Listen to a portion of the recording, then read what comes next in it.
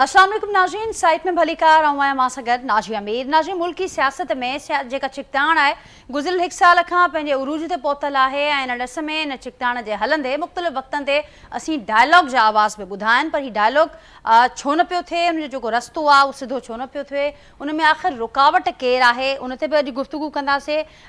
2 ॾींहं अॻु नाज़रीन जेका क़ौमी कॉन्फ्रेंस थी, उन क़ौमी कॉन्फ्रेंस में मुख़्तलिफ़ मुतालबा पेश कया विया ऐं इहा ॻाल्हि कई वई त ऑपोज़िशन इत्तेहाद ॻाल्हियुनि जे लाइ तयारु आहे ऐं हाणे हुकूमत न ॾिसे थो। त अॼु वज़ीर आज़म साहब हुनजो जवाबु ॾिनो आहे। हिकु भेरो ॿीहर वज़ीर आज़म साहब नाज़रीन आछ कई आहे ॻाल्हियुनि जे हवाले सां, पर इहा जेका आछ थी आहे वज़ीर आज़म पारां, इहा आछ मशरूत आहे, रुगो जाइज़ मुतालबा हूंदा, कंहिं क़िस्म जी का ब्लैकमेलिंग न हूंदी इन्हनि ॻाल्हियुनि में। हाणे ॾिसिजे त पाकिस्तान तहरीक इंसाफ़ जो छा जवाबु थी ॾे, जेतोणीकि पाकिस्तान तहरीक इंसाफ़ पंहिंजी सियासी कमेटी खे इहे मैंडेट ॾिनो हो त हू ॻाल्हियुनि जे हवाले सां पंहिंजी कोशिशूं जारी रखी सघनि था ऐं उन हवाले सां असांखे नज़र आयो त कोशिशूं बि थियूं ऐं बहरहाल हिकिड़ो पॉज़िटिव जवाब बि आयो आहे हुकूमत पारां। पर उन बावजूदि असां ॾिसूं था त पाकिस्तान तहरीक इंसाफ़ जे जेके मौक़िफ़ में जेको कन्फ्यूजन नज़र अचे पियो उहो बदस्तूर बरक़रार आहे। हिकु पासे ॾांहुं ज़िक्र थिए पियो त एहतजाज नेक्स्ट लेवल जे एहतजाज जो कमु हलंदड़ आहे, तयारी हलंदड़ आहे। ॿिए पासे ॻाल्हियुनि जे हवाले सां जेका हुकूमत जी आछ साम्हूं आई आहे उनखे वठी करे बि 2 मौक़िफ़ साम्हूं अचनि पिया। हिकिड़ा उहे पाकिस्तान तहरीक इंसाफ़ जा पुराणा जेके अॻुवाण या उहे अॻुवाण जेके असांखे नज़र आया त मुख़्तलिफ़ वक़्तनि ते डायलॉग जी ॻाल्हि कंदा आया आहिनि, उन्हनि पारां बि केतिरियूं कोशिशूं वरितियूं वियूं ऐं ताज़ो जेका सियासी कमेटी खे मैंडेट ॾिनो वियो उन्हनि जो मौक़िफ़ ॻाल्हियुनि खे वठी करे आहे। ऐं ॿिए पासे जेको ॿियो मौक़िफ़ साम्हूं अचे थो, बानी PTI जे ट्वीट खां पोइ सूरत हाल कुझु तब्दील नज़र अचे पई ऐं अलीमा ख़ान अॼु बि इहा ॻाल्हि कई आहे त जेके बि डायलॉग जी ॻाल्हि कनि था उहे बानी PTI सां गॾु न आहिनि। त हाणे इन करंट सिनेरियो में जेको वज़ीर आज़म पारां आछ कई वई आहे उनजो जवाबु छा ॾींदी, छा बानी PTI ॻाल्हियुनि जे लाइ राज़ी थींदो। ऐं गॾोगॾु नाज़रीन जेका आछ साम्हूं अचे पई, मूंखे यादि हूंदो त गुज़िरियल ॾींहुं बि ॻाल्हि थी त पहिरियां माफ़ी वठनि PTI वारा ऐं उनखां पोइ कंहिं मीनिंगफुल कॉन्वर्सेशन जो डायलॉग जो आगाज़ असीं करे सघूं था, जंहिंजो जवाबु पाकिस्तान तहरीक इंसाफ़ ॾिनो हो त माफ़ी जो सवाल ई पैदा नथो थिए ऐं असां सां मुसलसल क्रैकडाउन आहे या ॿियो कुझु समूरो जेको ज़ुल्म आहे उहो असां सां हलंदड़ आहे। ऐं अॼु वरी मशरूत जेका ॻाल्हि आछ साम्हूं आई आहे वज़ीर आज़म पारां, उन में बि इहा ॻाल्हि कई वई आहे त रुगो जाइज़ मुतालबा हूंदा, कंहिं क़िस्म जी का ब्लैकमेलिंग न हूंदी। त हाणे कुझु मुतालबा त इन क़ौमी कॉन्फ्रेंस में साम्हूं रखिया विया आहिनि, जंहिंमें नयुनि चूंडनि जो मुतालबो कयो आहे ऑपोज़िशन जे इत्तेहाद। उनखां सवाइ नाज़रीन सियासी क़ैदियुनि जी बानी PTI समेत आज़ादीअ जो मुतालबो बि कयो आहे। उन समेत कुझु ॿिया मुतालबा आहिनि, चीफ इलेक्शन कमिश्नर जे हवाले सां बि मुतालबो आहे। त हाणे इन्हनि कहिड़नि मुतालबनि खे हुकूमत जाइज़ सम्झे पई, कहिड़नि मुतालबनि खे हुकूमत मान ॾींदी ऐं जेकॾहिं इहे ॻाल्हियूं थी वञनि थियूं त पोइ उनजो आगाज़ जेकॾहिं थिए थो हुकूमत ऐं PTI विच में, त उनजो उहो कहिड़े निक़्तनि ते हूंदो, उन ते बि ज़रूरु अॼु गुफ़्तगू कंदासीं जो कि प्रोग्राम में। उनखां सवाइ हिकु ॿी डेवलपमेंट नाज़रीन असांखे अॼु पॉलिटिकल मंज़रनामे में जेका नज़र अचे पई, मुल्की मंज़रनामे जेके नज़र अचे पई त पाकिस्तान इंटरनेशनल एयरलाइंस क़ौमी एयरलाइंस जी जेको निष्कारी वारो अमल हो उहो मुकमल थियो ऐं आरिफ हबीब ग्रुप 135 अरब में क़ौमी इंटरनेशनल एयरलाइन ख़रीद करे वरिती आहे इरादे सां। ऐं ॼाणायो पियो वञे हुकूमत पारां बि त जेको हीउ क़दम आहे तमामु सुठो साबित थींदो ऐं इन इदारे खे पंहिंजे पेरनि ते बीहारण में अहम संग मील साबित थींदो। उन ते बि गुफ़्तगू कंदासीं। जेको पैनल मूंसां गॾु मौजूदु आहे मुंहिंजो तारुफ़ सां कराईंदसि, जो कि पैनल में मूंखे गुफ़्तगू जे लाइ जॉइन कयो आहे नाज़रीन पाकिस्तान पीपल्स पार्टी जा अॻूणा MNA आहिनि इमरान ज़फ़र लगारी साहब, वीडियो लिंक ज़रिए हिन प्रोग्राम जो हिसो आहिनि। सोरठ थेबो साहिबा मूंसां गॾु मौजूदु आहिनि, मुस्लिम लीग नून जी सीनियर अॻुवाण आहिनि, अॻूणी MPA आहिनि सिंध असेंबली जूं, मूंसां गॾु अॼोके प्रोग्राम में वीडियो लिंक ज़रिए शरीक आहिनि। ऐं सीनियर एनालिस्ट आहिनि, कानूनी माहिर आहिनि जावेद काजी साहब, मूंसां गॾु हिन प्रोग्राम में वीडियो लिंक ज़रिए शरीक आहिनि। अवां सभिनी खे भलीकार, अवां सभिनी जी महिरबानी, अवां गुफ़्तगू जे लाइ वक़्तु कजो। ऐं ॿियनि जी इजाज़त सां काई सभु अवां खां गुफ़्तगू जो आगाज़ कयां थी।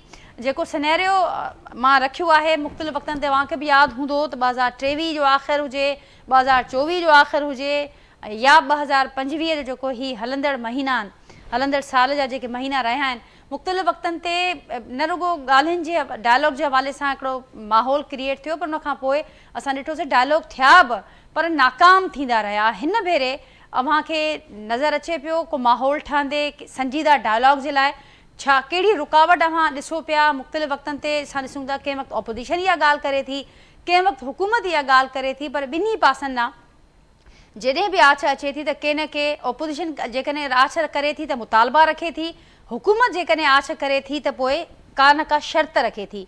इन सिनेरियो में डायलॉग थींदे ॾिसो पिया मां। जी काजी साहब,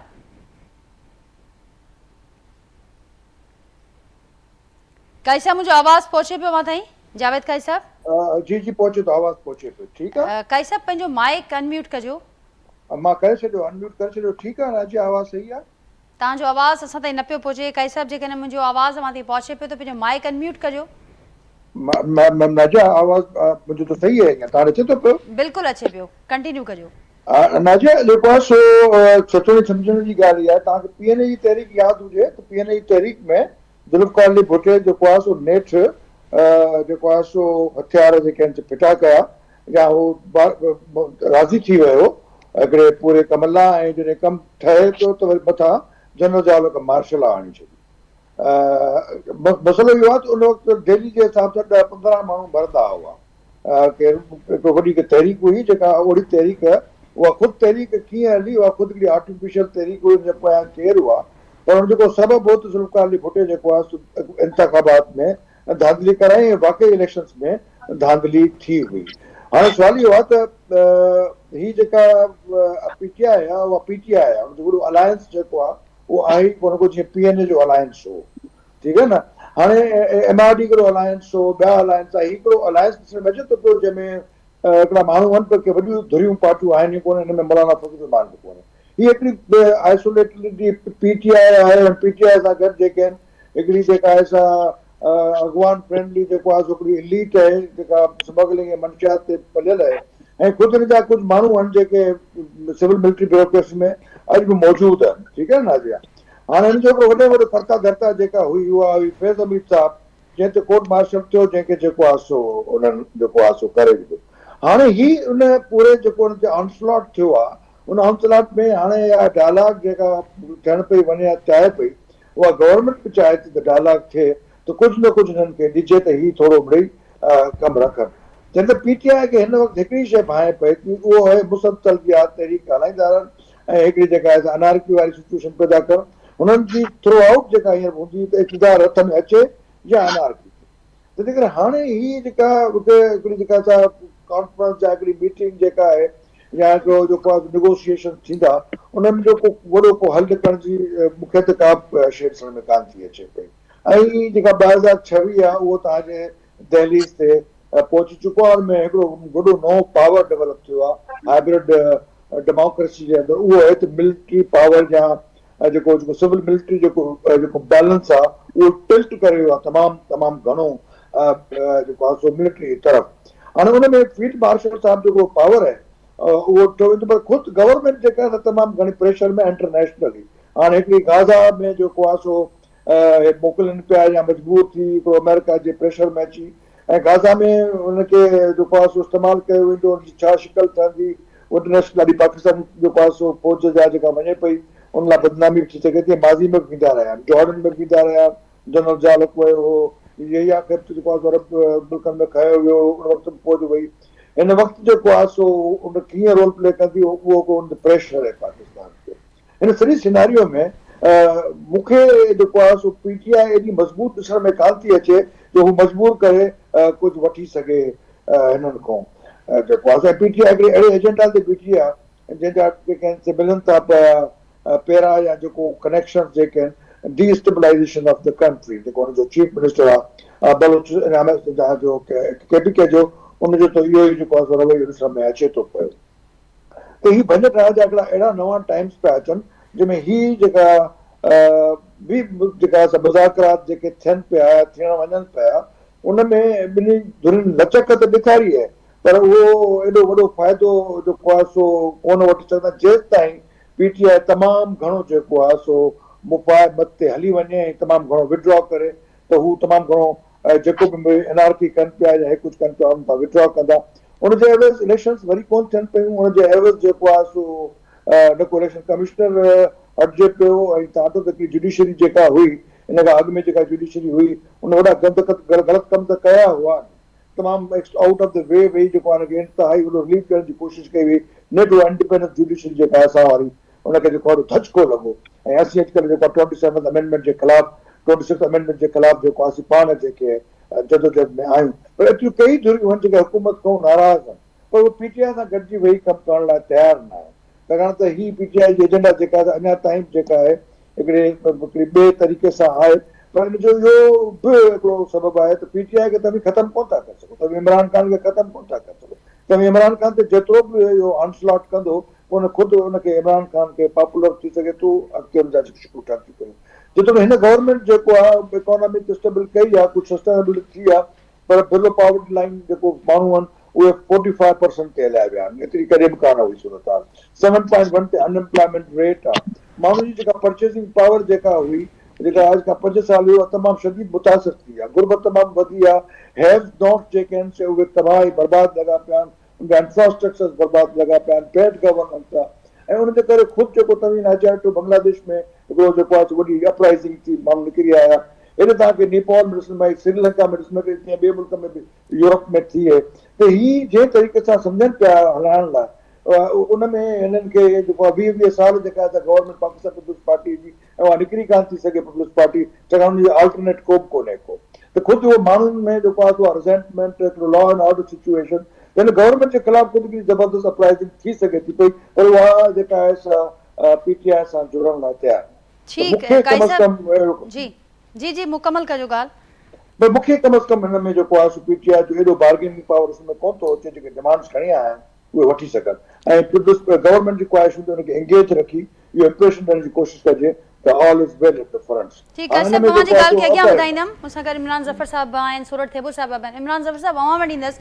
जेका ॻाल्हि काई साहब कई, त जेतोणीकि ॿिन्ही पासनि असां ॾिसूं था त थोरी लचक जो मुज़ाहिरो थियो आहे, हुकूमत बि मशरूत आछ सां ई पर साम्हूं आई आहे, फ्लेक्सिबिलिटी ॾेखारे थी, ऑपोजिशन इतिहाद बि पंहिंजी ॻाल्हि कई आहे ॻाल्हियुनि जी डिमांड सां, पर गॾोगॾु जेका ॻाल्हि काई साहब कई त जेतोणीकि पीटीआई हिकिड़ी पॉपुलरिटी रखे थी, पर उन जे लाइ ॾुखियो हूंदो पंहिंजी डिमांड्स ते बार्गेन करणु या हुकूमत मथां को प्रेशर विझणु, पर ख़ुदि जेके हुकूमती कारकर्दगी जा जेके ॿिया इंडिकेटर्स आहिनि जिन ॾे पॉइंट आउट कयो काई साहब, त उहे हुकूमत लाइ ॾुखियाई पैदा करे सघनि था, ऐं मुस्तक़िल रहंदड़ ही जेका सियासी छिकताण आहे, इहा बि हुकूमत लाइ हिकु वॾो चैलेंज बणियल बि आहे ऐं अञा वधीक ॾुखियाऊं पैदा करे सघे थी। अव्हां छा कॉमेंट कंदो, कीअं ॾिसो पिया न समूरी सूरत हाल में को डायलॉग जो, को संजीदा डायलॉग जो को ऑप्शन अव्हां ॾिसो पिया? वॾी महिरबानी नाजिया तव्हांजी।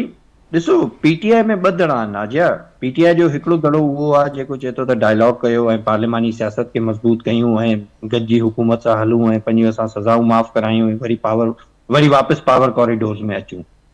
ऐं हिकिड़ो दड़ो उहो आहे जेको एजिटेशन जी सियासत थो चाहे, जेको चए थो त निज़ाम ई लपेटजी वञे ऐं मुल्क में हिकिड़ी नयूं इलेक्शनूं थी वञनि ऐं वरी सां उहो पावर में अचे पीटीआई। त मां सम्झां थो त जेकी हुकूमत आज कई आहे उहा हुकूमत जे तरफ़ां आज आहे, पर उन में शर्तूं जेके हुननि रखियूं आहिनि उहे शर्तूं कॾहिं बि पीटीआई क़बूल न कंदी। ऐं जेके पीटीआई ॻाल्हि थी करे, त मां सम्झां थो त पीटीआई जेके पंहिंजे मुतालबात रखिया आहिनि ऐं पंहिंजियूं जेके शयूं रखियूं आहिनि उहा कॾहिं हुकूमत न मञंदी। त मां हिन डायलॉग खे थींदड़ ॾिसंदड़ शायदि नज़र नथो अचे, मूंखे कोई डायलॉग थींदड़ या नज़र नथो अचे। बार बार हुकूमत हिननि खे आज थी करे हो मुतालबात साम्हूं था रखनि ऐं मुतालबात अहिड़ा आहिनि जेके हू मञनि कोन था। ऐं बिल्कुलु काई साहब इहा ॻाल्हि सही कई त जेके असांजा इकोनॉमिकल इंडिकेटर्स आहिनि उन मुल्क जे हींअर मौजूदा मुल्कनि में हालात जे मुताबिक़ उहे सही सफ़ा कोन्हनि। महांगाई तव्हांजे साम्हूं आहे, गुरबत तव्हांजे साम्हूं आहे, बेरोज़गारी तव्हांजे साम्हूं आहे, लॉ एंड ऑर्डर जी सिचुएशन जेकी आहे सॼे मुल्क में हिकिड़ी जंग जी सूरत हाल में असां जंग में विड़ी रहिया आहियूं, उहा तव्हांजे साम्हूं आहे। त इहे शयूं हुकूमत लाइ मुश्किलात पैदा ज़रूरु कंदियूं।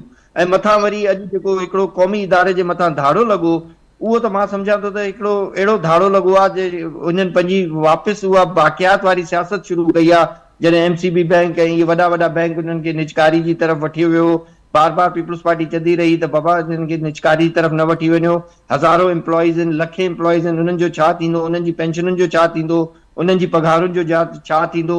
एॾा एसेट्स आहिनि पाकिस्तान एयरलाइन वटि, मुल्क खां ॿाहिरि बि मौजूदा एसेट्स मौजूदु आहिनि जेके तमामु वॾा वॾा एसेट्स असां वटि हुया पाकिस्तान इंटरनेशनल एयरलाइन वटि, उहे बि खपिजी विया हाणे। त मां सम्झां थो त मुल्क में असांखे इहे शयूं पंहिंजे इदारा खपाइण सां इकोनॉमिकल इंडिकेटर सही न थींदा, बल्कि वर्स में वर्स थींदा वेंदा।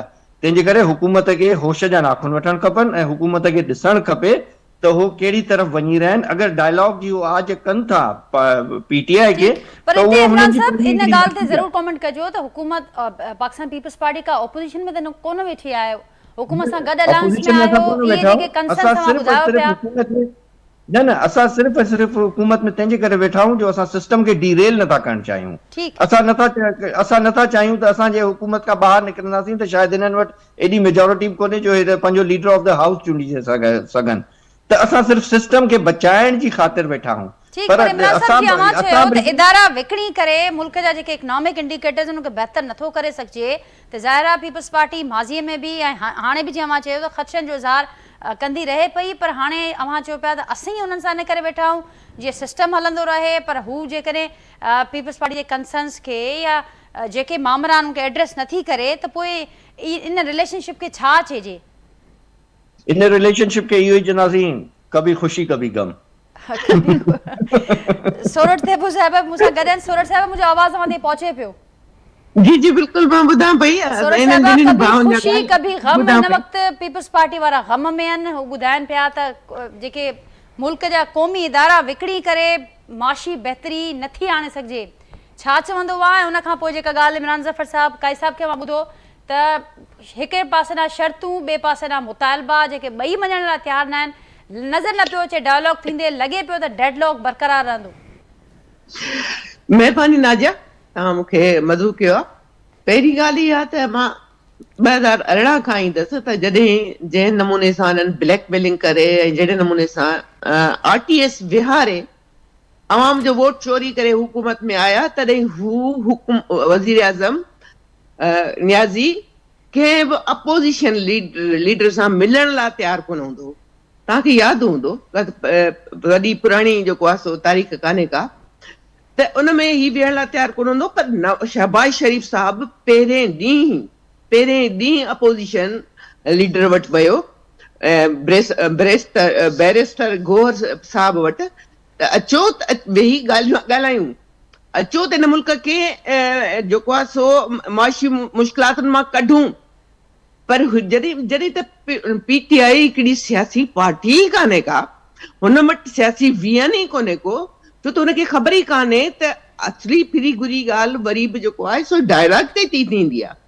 पर हुननि खे डायलॉग करणो ई न आहे, हुननि खे मुल्क में हिकिड़ो इंतिशार फैलाइणो आहे। जीअं काज़ी साहब चयो त हू इंतिशार फैलाइण लाइ पैदा थी आहे, हू पैदा थियल ई इंतिशार जे लाइ, त हू छो जेको आहे सो ॻाल्हियूं कंदी?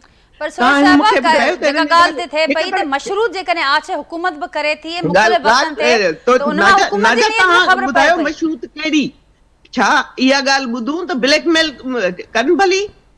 शहबाज शरीफ़ साहब त इहो चयो न त ब्लैकमेलिंग में न ईंदासीं, जाइज़ ॻाल्हियूं जेके बि हूंदियूं उहे ॿुधंदासीं, उनखे हल बि कंदासीं। पर सिधी सही ॻाल्हि आहे त मशरूत इहा आहे न त तव्हां ब्लैकमेल न कंदो। उनखां अॻु माफ़ी जा मुतालबा बि आया आहिनि सोरठ साहिब, उनखां अॻु माफ़ीअ जा मुतालबा बि आया आहिनि जंहिंखे PTI रद्द करे थी। ॾिसो, माफ़ी छा वठनि, हिननि जेको मुल्क खे नुक़सानु ॾिनो आहे उहो त चवां थी माफ़ी जे खां वधीक आहे। हिननि तमामु घणो मुल्क खे नुक़सानु ॾिनो आहे, नाई मैं खां थींदे घणो नुक़सानु ॾिनो आहे।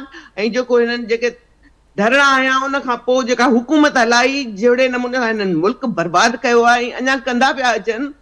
वरी जेको हिननि जो तरीक़ेकार हो त जॾहिं हू मिलण था वञनि उते, त वरी ॿाहिरि अची ऐं इंडिया जे TV खे जेको आहे सो ॾियनि था इंटरव्यू, ऐं हू अची था असांजे मुल्क जी ख़्वारी कनि ऐं असांजे मुल्क जे ख़िलाफ़ था वञनि।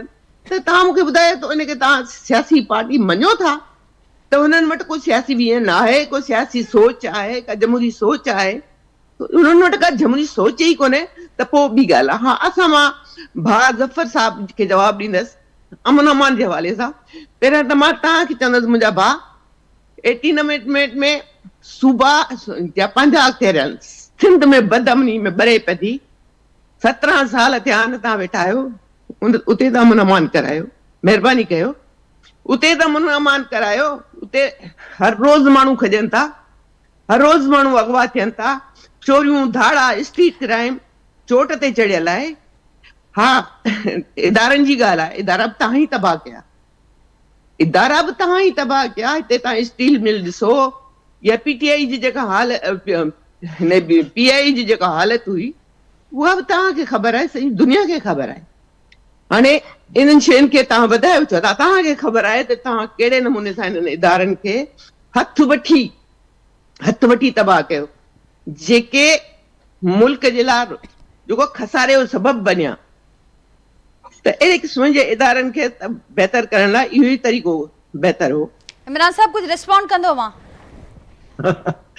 मां रिस्पॉन्ड कंदुसि बिल्कुलु। अदी ॾिसो मुंहिंजी भेण आहे, मां वधीक वक़्तु कोन वठंदुसि। मां हिकिड़ी ॻाल्हि कयां त पाकिस्तान पीपल्स पार्टी हींअर हिकिड़ी ॻाल्हि करे थी, सिंध जी हालात जी मां ॻाल्हि न कई, मां ओवरऑल पाकिस्तान जी ॻाल्हि कई त हींअर असां हालात जंग में हूं, जिते असांजो ऑपरेशन हली रहियो आहे। मुखालिफ़ मुल्क असांखे वक़्तन वफ़क़्तन कंहिं न कंहिं तरीक़े सां असांखे मुल्क खे डीस्टेबलाइज़ करण जी कोशिशि करे थो, चाहे उहो तव्हांजी लॉ एंड ऑर्डर जी सिचुएशन हुजे, चाहे उहो तव्हांजा ॿिया इकोनॉमिकल इंडिकेटर्स ई छो न हुजनि। पर इदारा कॾहिं बि पाकिस्तान पीपल्स पार्टी तबाह न कया, इदारनि खे कॾहिं बि पाकिस्तान पीपल्स पार्टी प्राइवेटाइज़ न कयो, हमेशह सब्सिडी ॾेई उन इदारनि खे हलायो वियो आहे, इदारनि खे मज़बूत कयो वियो आहे। ईअं त तव्हां खणी अगरि ॾिसंदव त पाकिस्तान जो हर इदारो, अॼु तव्हां पीआई निजकारी कई आहे, सुभाणे तव्हां पाकिस्तान रेलवे जी निजकारी कंदव, उन खां पोइ तव्हां पाकिस्तान स्टील मिल जी निजकारी कंदव, उन खां पोइ तव्हां जेके बि इदारा आहिनि पाकिस्तान जा सभु इदारा तव्हां खपाए छॾियो। पोइ त छाजे हुकूमत करण जी ज़रूरत कहिड़ी आहे? हुकूमत न कयो, तव्हांखे इदारा मज़बूत करणा पवंदा आहिनि, तव्हांखे पाण खे इदारनि खे मज़बूत करे हलाइणो पवंदो आहे, उन खां पोइ इदारा मज़बूत थींदा आहिनि। असां पाकिस्तान पीपल्स पार्टी ते इल्ज़ाम थो लॻे त हिननि ॿुधायो असां छा कयो इदारनि खे? असां इदारनि खे हमेशह हलायो, पर असां कॾहिं बि इदारनि जी निजकारी जी हमेशह मुखालफ़त कई आहे, चाहे उहे यूटिलिटी स्टोर्स हुजनि, चाहे उहे पाकिस्तान इंटरनेशनल एयरलाइंस हुजनि, चाहे पाकिस्तान रेलवेज़ हुजनि, कहिड़े बि क़िस्म जो इदारो हुजे, कॾहिं पाकिस्तान पीपल्स पार्टी हमेशह डिस्करेज कयो आहे प्राइवेटाइज़ खे। छाजे करे? असांजे शहीद ज़ुल्फ़िकार अली भुट्टो जो हे इदारा हिकिड़ो तोहफ़ो हो, उहो असांखे इदारा तोहफ़े में ॾेई वियो। असां कॾहिं बि इदारनि खे निजकारी जी तरफ़ कोन वठी विया आहियूं। ऐं मुस्लिम लीग नून जी हुकूमत जॾहिं बि ईंदी आहे, तव्हां 1990 खां खणी ॾिसो, हिननि हमेशह इदारा पाकिस्तान जा खपाया आहिनि, एतिरे हद ताईं जो पाकिस्तान जे इदारनि जो जेको असांजो दुश्मन मुल्क आहे उन्हनि जे माण्हुनि खे बि खपाए ॾिना अथनि हिननि इदारा। पर असां कॾहिं हिननि खे ॻाल्हायो कोन्हे। असां अॼु बि चऊं था त बाबा असां तव्हांजा कोलिशन पार्टनर हूं, तव्हां अॼु एॾा वॾा डिसीजन्स वठो था, त अपोज़िशन सां ॻाल्हाइण लाइ तयारु हो, पर तव्हांजा जेके कोलिशन पार्टनर्स आहिनि, जेके तव्हांजा पार्लियामेंट में तव्हां सां गॾु वेठा आहिनि क़ौमी असेंबली में, तव्हां उन्हनि सां ॻाल्हाइण लाइ तयारु न आहियो। उन्हनि खे घटि में घटि ॿुधायो त आख़िर कहिड़ी वजह आहे जो पीआई जी ज़रूरत थी पए तव्हांखे पीआई खे निजकारी करण जी? आख़िर कहिड़ी वजह आहे जो तव्हां यूटिलिटी स्टोर जा सभु एम्प्लॉइज़ कढी उनखे तव्हां बंदि करे छॾियो हमेशह लाइ? तव्हां पाकिस्तान पाक WD वारो इदारो हमेशह लाइ बंदि करे छॾियो। त इदारा बंदि करण सां मुल्क जो छा नुक़सानु आहे या फ़ाइदो आहे? मां त सम्झां त इहो मुल्क जो नुक़सानु आहे। इहे इदारा पाकिस्तान जी बैकबोन आहिनि। ख़ुदा जे वास्ते हिननि खे न खपायो सिटुनि जे हथो। हे असांजा इदारा वधीक तबाह कंदा। पीआई जो सुभाणे को पीआई खे चंड या तारा कोन लॻी वेंदा जो पीआई अगरि प्राइवेटाइज़ थी वेंदो, वीचारा लखे माण्हू बेरोज़गार थी वेंदा, लखे माण्हुनि जो रोज़गार हलियो वेंदो, किरोड़े माण्हुनि जा बेघर थी वेंदा। त महिरबानी करे इन्हनि ते सोचींदा कयो ऐं हरू जेके छा चवंदा आहिनि फ़ैसिला बि जहांदाद ख़ान का, हुकूमत बि जहांदाद ख़ान की, त ज़ाहिर आहे पोइ इहे ई मसला ईअं ई थींदा, ईअं ई हलंदो आहे मुल्क। त पोइ मां सम्झां थो त पोइ उहो ॾींहुं परे कोन्हे जो पाकिस्तान पीपल्स पार्टी अपोज़िशन में वेही वरी वॾनि जे ख़िलाफ़ ॻाल्हाईंदी। त इमरान साहब पोइ छा पीपल्स पार्टी बि ईअं ई हलंदी रहंदी हुकूमत सां? मां चयो त मामला हाणे ईअं ई हलंदा रहंदा, ही फ़ैसिला वठंदा, पोइ ही पाण ई हुनखे न मामलात ॾिसो ईअं न हलंदा। मामलात कंहिं हद ताईं ईअं हलंदा, कंहिं हद ताईं ईअं हलंदा। कल लास्ट स्पीच में बिलावल भुट्टो साहब प्राइम मिनिस्टर साहब जी तारीफ़ कई यौम तासीस जे मौके ते, जॾहिं पाकिस्तान पीपल्स पार्टी जो यौम तासीस जो प्रोग्राम हुयो, उन ते बिलावल साहब प्राइम मिनिस्टर जो शुक्रिया अदा कयो त हा तव्हांजो शुक्रिया, तव्हां पाकिस्तान बाक़ाइदा उन्हनि जी तारीफ़ कई। पर जे हे मामलात अहिड़े क़िस्म जा मामलात ईअं हलाईंदा रहंदा त पोइ पाकिस्तान पीपल्स पार्टी खे सोचणो पवंदो। 27 तारीख़ असांजी जेको आहे CEC जी मीटिंग थींदी, उते ज़रूरु असांजा जेके बि यूनियन एम्प्लॉय, असांजी पार्टी में लेबर लीडर्स मौजूदु आहिनि, असांजी पार्टी में किसान लीडर्स मौजूदु आहिनि, ज़रूरु उहो ॻाल्हाईंदा CEC जी मीटिंग में ऐं ज़रूरु उहो हिन जो आवाज़ खणंदा। ऐं पोइ थी सघे थो CEC सुभाणे कहिड़ो फ़ैसिलो थी करे सघे, पाकिस्तान पीपल्स पार्टी हुनजी पाबंद हूंदी ऐं सुभाणे थी थो सघे त असां अपोज़िशन में वेही था सघूं। इन में को हार्ड एंड फास्ट रूल कोन्हे त असां हिननि जे हर कूड़ ऐं सच जे विच में असां हिननि जो साथ ॾींदा रहूं, हर बुरे कम में सुठे कम में हिननि जो साथ ॾींदा रहूं। सुठे कम में बि असां हिननि जो साथ ॾिनो ऐं बुरे कम में बि असां हिननि जो साथ ॾींदा रहंदासीं। मां नथो सम्झां त पाकिस्तान पीपल्स पार्टी अहिड़ी क़िस्म जी का सियासत कंदी फ्यूचर। ठीक इमरान सफ़र साहब मुंहिंजो पॉइंट अची वियो। काई साहब छा ॾिसो पिया ओपोजिशन सां असां ॻाल्हियुनि जे हवाले सां पुछियोसीं, पर हिते त जेके हुकूमत अलायंस में शामिल आहिनि उन्हनि जा बि ख़दशा आहिनि ऐं हू बि ॼाणाइनि था त हुकूमत असां सां बि ॻाल्हियूं करे। पीपल्स पार्टी जो मौक़िफ़ मां ॿुधो, छा चवंदो आहे? ये ॿई पाण में ठहियल आहिनि अच्छा, इन्हनि खे ॿई पाण में जेके ठहियल आहिनि ॿिन्ही खे इजाज़त ॾिना की भई ख़िलाफ़ ॻाल्हाईंदा हलो, को मसइलो कोन्हे को। ऐं इहे ॿई पाण में ठहियल आहिनि, जेका आहे डेमोक्रेसी में जेका रिक्वायरमेंट आहे उहा पूरी आहे। ऐं हिन में ॿी का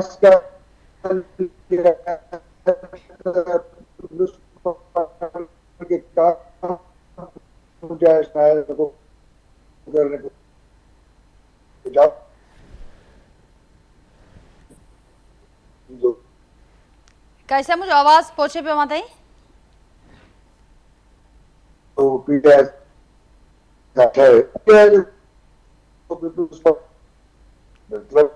कैसे अवां जो आवाज सही न पे पहुंचे सी कोशिश कयूं था असां ॿीहर राब्तो कयूं जी अवां जो आवाज सही असां ताईं पहुंचे।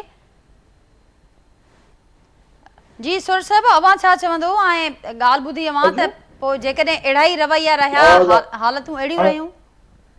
कैसा मुझे आवाज पहुंचे पे वहां ताईं? नाज़रीन कोशिश कयूं था काई साहब सां ॿीहर राब्तो कयूं असां। सूरत साहब मूंखे ॿुधाइजो जेका ॻाल्हि हिते ज़फ़र साहब कई त हाणे जेका सूरत हाल आहे जेकॾहिं अहिड़ा ई हालात रहिया, जेकॾहिं अहिड़ा ई रवैया रहिया त पोइ ऑपोजिशन में बि वेहण ते गौर थी सघे थो ऐं उते उहो फ़ैसिलो बि साम्हूं अची सघे थो। ॻाल्हि इहे त अपोजिशन में ॾियनि या उते ॻाल्हाइनि इहो हुननि जो हक़ आहे, राइट आहे त हू कहिड़ो फ़ैसिलो था वठनि, पर असुल सच त ॻाल्हाइणो पवंदो। ज़फ़र साहब मुंहिंजो भाउ आहे, असांजो पाड़ेसिरी आहे, तमामु बहितरीनु इंसानु आहे। मां हिनखे असांजा पाड़ेसिरी आहिनि, असां सां सुठा तालुकात आहिनि ज़ाती तौर ते। पर ॾिसो पहिरीं ॻाल्हि त इहो चवणु चाहियां थी त मूंखे इहो ॿुधायो त हिते स्टील मिल आहे जेका सिंध में, अवाम खे को लाभ मिलियो आहे? तव्हां ॿुधायो त सालनि जा साल तव्हां सब्सिडीज़ ते जेको आहे सो इदारा हलायो, छा इहो अवाम ते बार कोन्हे को? त सालनि जा साल जेको आहे सो जेके इदारा आहिनि उहे तव्हां हलायो था, इदारा ॾियो था त अवाम खे फ़ाइदो पहुचे। तव्हां अवाम खे फ़ाइदो पहुचाइण लाइ उहे हमेशह खसारे में वञनि, हमेशह नुक़सान में वञनि ऐं तव्हां हमेशह सब्सिडीज़ भरींदा रहो। छा इहो अवाम जो फ़ाइदो आहे? छा इन सां अवाम फ़ाइदे में वेंदो त तव्हां हर रोज़ जेको आहे अवामी ख़ज़ाने मां पैसा ॾींदा रहो ऐं उहे जेके सो हलिया वञनि या त करप्शन में हलिया वञनि या नाअहली में हलिया वञनि या इदारा तबाह थींदा वञनि? हिन महिल ताईं त को बि इदारो जेको आहे बहितर तरीक़े सां कोन हली सघियो आहे न।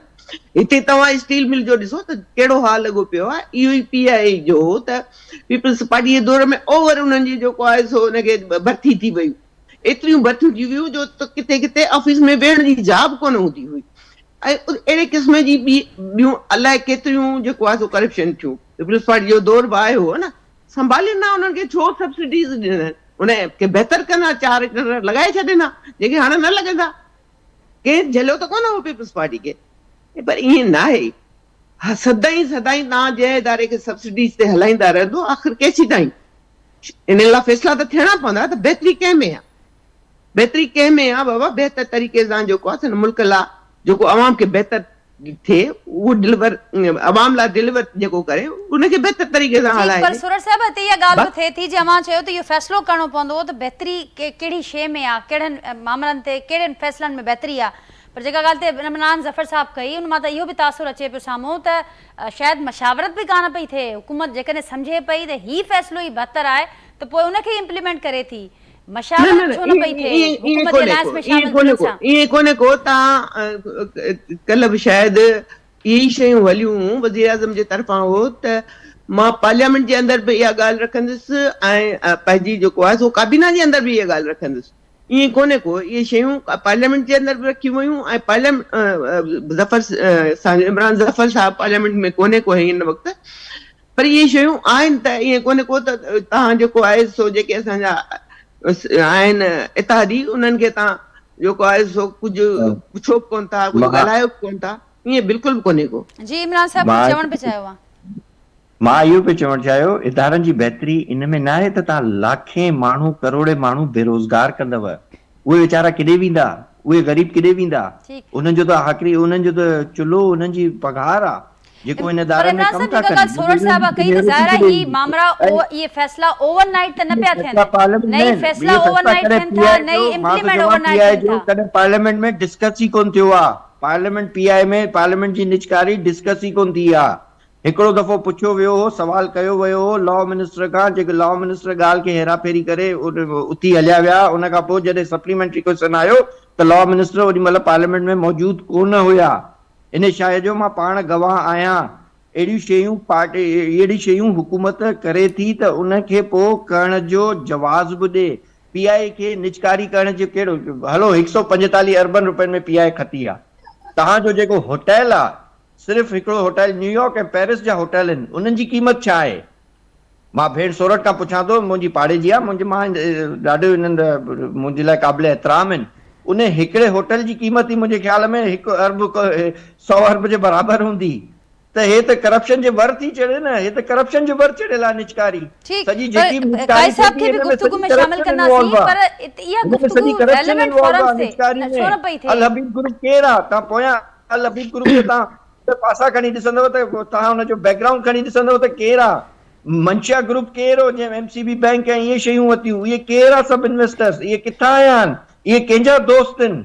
इहे मां घणी ॻाल्हियुनि में नथो वञणु, न पियो वञणु चाहियुसि, पर भेण मूंखे मजबूर कयो आहे इन ॻाल्हियुनि में वञण लाइ।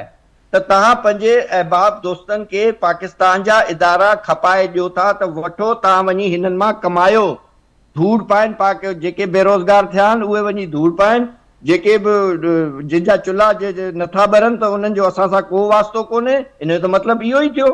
असां त इहो ई सम्झंदासीं। हिन में तव्हां छा था सम्झो? हिन पीआई जी निजकारी में करप्शन इन्वॉल्व कोन हूंदी? 110% करप्शन इन्वॉल्व आहे पीआई जी निजकारी में। ठीक, त पॉइंट टेकन ज़फर साहब, ज़रूर जेका ॻाल्हि अवां कई आहे ज़रूर अवां खां अॻियां इहो बि ज़रूर पुछंदासीं त हाणे अॻियां जी हिकमत अमली छा हूंदी। पीपल्स पार्टी जा मां सीईसी जो ज़िक्र कयो, 27 तारीख़ जो ज़िक्र कयो, ऐं गॾोगॾु इहो त जेका ॻाल्हि बार बार अचे थी, मां चयो त इन मामले ते जेका प्रॉपर मशावरत थियणु घुरिजे उहा न थी आहे, पर रेलेवेंट फॉरम्स त मौजूदु हुआ। पीपल्स पार्टी छो न उन ते उन अमली तौर ते के आवाज़ उथारियो या के कदम खयां? काई साहब, मुंहिंजो आवाज़ हींअर अवां ताईं पहुचे पियो? काई साहब छा चवंदो अवां?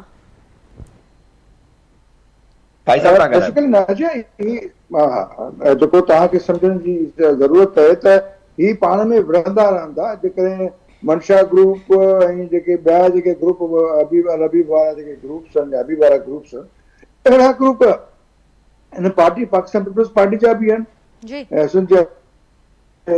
कराची जा ठेका केरु थो खणे पियो ऐं ख़ासि ठेका कंहिंखे मिलंदा आहिनि। त जेकॾहिं ॿई जे करप्शन वारे मामले खे थोरो परे कजे, अचो त पाण खे हिकिड़े वठूं हुनखे। ऐं करप्शन वाक़ई मसइलो पाकिस्तान जो आहे, उहो इमरान खान जे ज़माने में बि हो, हिन ज़माने में बि आहे, ऐं बाद में बि रहंदो, ऐं सुभाणे बि रहंदो, ऐं परीहं बि रहंदो।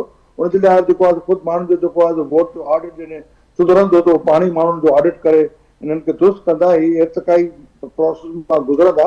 हिनखे केरु ॾिसण वारो आहे कोन को, तंहिंजे करे कमु पियो ख़राबु थिए ऐं पियो हले। अदरवाइज़ पाकिस्तान जो करप्शन हिकिड़ो वॾो मसइलो आहे, पर उहो हिन प्रोसेस में ठीकु कोन थो थिए पियो। हाणे ॻाल्हि इहा आहे त बेसिकली मिनिमम गवर्नमेंट वारी ॻाल्हि मां तमामु घणो रहियो आहियां, हिकिड़ो सोशलिस्ट इकोनॉमी जो सपोर्टर रहियो आहियां, पर मिनिमम इकोनॉमी जेका माना गवर्नमेंट जेका आहे उहा ज़रूरी आहे। छाकाणि त पोइ हीअ जेके पब्लिक इदारा आहिनि उहे पोइ कीअं वेही विया तव्हांजे साम्हूं। बेसिकली उहा जेका फाउंडेशन आहे उनजी जेका गवर्नमेंट हलाए, उहे जेके जेको एंटरप्रेन्योर आहे उहो हूंदो कोन्हे को, पोइ ब्यूरोक्रेसी क्रिएट थींदी आहे ऐं ब्यूरोक्रेसी इदारनि खे पोइ तबाह कंदी आहे। पोइ हीउ सॼो हिसाब किताब उहो आहे। Now coming back to the point, the very important point is that कि पाकिस्तान डिस्पाइट ऑल जेके इशूज़ अचनि पिया ऐं तमामु ॾुखिया जेके आहिनि इकनॉमिक इंडिकेटर्स, कुझु इंडिकेटर्स तमामु बहितर बि आहिनि। पाकिस्तान जी जेका आहे IMF ॿुधाए पई त हाणे वञे पियो हे जेको स्टेबिलिटी वारो जेको ज़मानो हो पाकिस्तान जो, जंहिंमें जेको आहे सो तमामु ठीकु ठाक हुनखे रखियो वियो।